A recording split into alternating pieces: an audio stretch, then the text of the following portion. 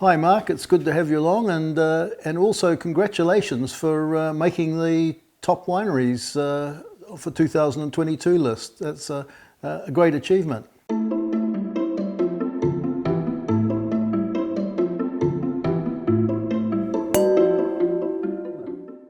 Thank you, Bob. Really appreciate that. I think it's a fantastic thing that you've done, putting a list together that's become a benchmark, and it's a real honour to be on it and be a part of it. So thank you.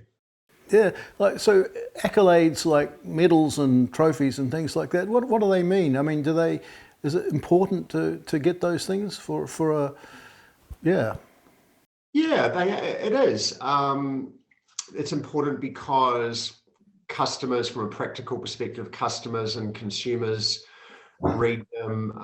There are loads of bottles on the shelf, and it's quite hard to tell the book from its cover or the wine from its bottle sometimes. So they're very good at verifying and acting as an authoritative, independent stamp. So I think independent reviews are really important, and they're a great boost for the team. You know, it can be a tough business. The team out there are pruning at the moment. It's 3 degrees. That's about 8 degrees warmer than it was last week. So, you know, when you get a good award or a prize through, or something like the Real Review Top Wineries list, yeah, it's really great for the team. It's fantastic. Now you bought the vineyard and got underway about 10 years ago, about a decade ago. That's right. Yeah, and you chose Bannockburn from a cast of thousands. So why Bannockburn? What's special about Bannockburn? Yeah, we were looking for a couple of years. We looked at lots of regions, spoke to lots of people, and we wanted to be very land-based. We knew that in terms of our model, we wanted to farm the land and make our own wine. We don't think there's any really great winery in the world that outsources either of those things.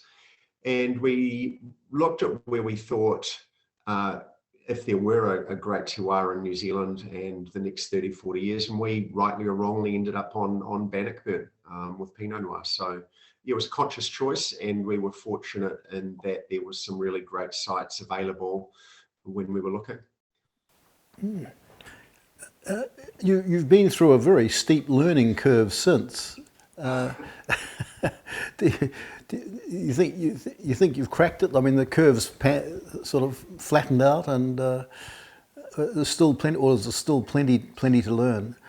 I think there's one of the greatest things about the wine industry and about owning and running and operating a winery is that you're always making mistakes and you're always learning a bunch. And I think what gives me, and certainly some key members of our team, you know, Sarah, Andrew, a lot of energy is learning things. I think, you know, very similar to your role, Bob, you're always learning stuff. And if you're a curious person, it's a fantastic industry to be in. You're learning things about nature. You've got to imagine how the climate is going to change.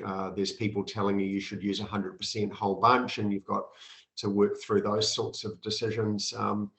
You've got to really think about it, I believe, like you've got a manufacturing base and an artist studio on top, and managing those two things at the same time is a challenge, but it's a really engaging one.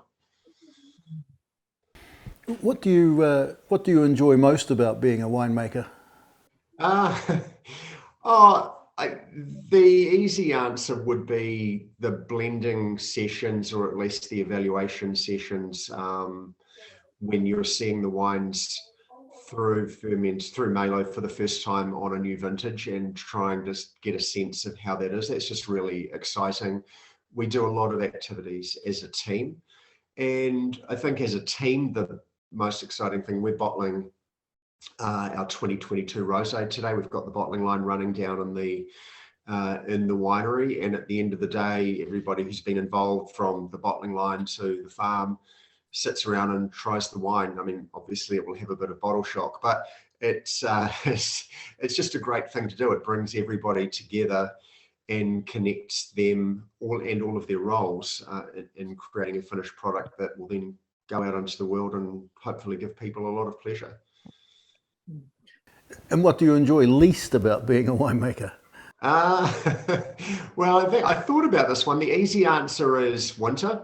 The less easy answer is admin. Our winery is small, and all small businesses involve much more admin than you would like.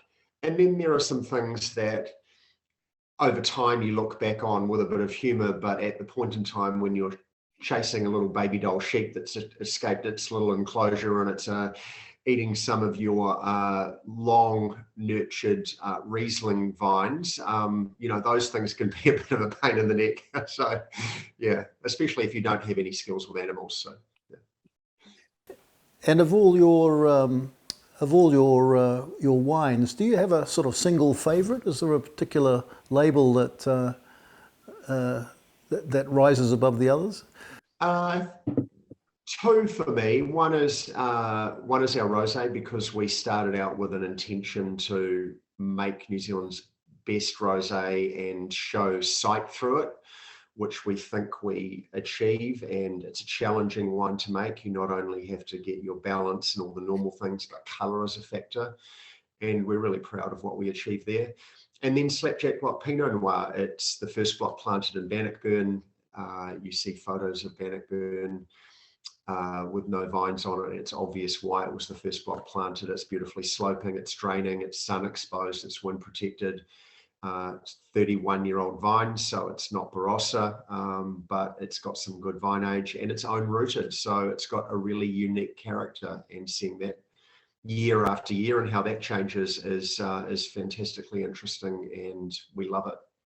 Yeah, I can certainly endorse your enthusiasm for the rosé. I think you've done a fantastic job there, and all the pinots, in fact. We're going to have to wrap it up here, I think. Mark, great to see you, and hopefully I'll see you at the exhibition in October if you're. You shall. We're really looking forward to that. We think it's going to be a great event, and we're really keen to support the Real Review. We think it's having well-informed independent media is super important for a sector where consumers struggle to make choices. So long may you continue to be successful in your work, Bob. We appreciate it. Thank you.